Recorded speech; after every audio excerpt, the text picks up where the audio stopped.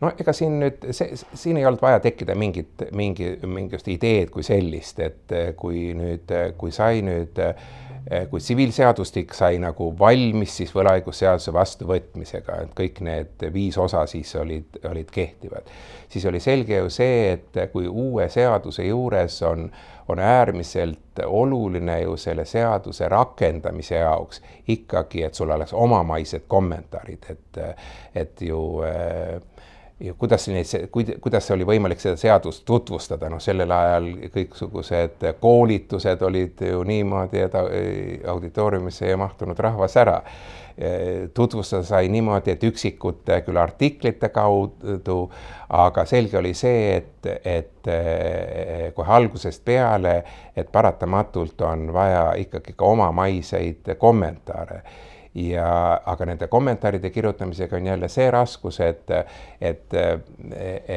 ega head kommentaarid ei ole ju ainult siis sellised, kus mõtestatakse lahti seaduse sisu, et seal ikkagi on oluline ka ju selgitada praktikat ja häid kommentaare tegelikult on võimalik kirjutada siis, kui on juba piisavalt kohtupraktikat tekkinud.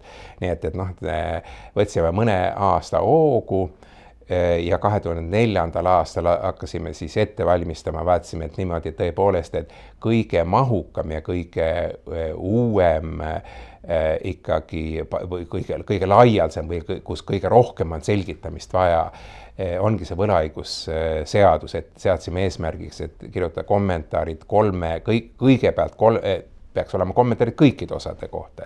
Et alustasime kõige mahukamast, 2004 hakkasime ettevalmistustega peale ja siis esimene osa oli siis 2006 ilmus, teine osa 2007, kolmas osa 2009.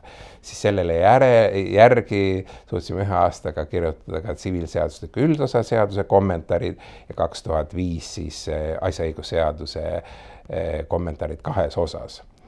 Et see oli siis see võttis kuskil siis natuke üle 10 aasta, et kui said nende 3 keskse osa kommentaarid kokku siis 6 raamatut. Kui meenutame, siis seadustiku enda koostamine alates 1992. aastast kuni 2001 võttis ka kuskil ligi 10 aastat aega.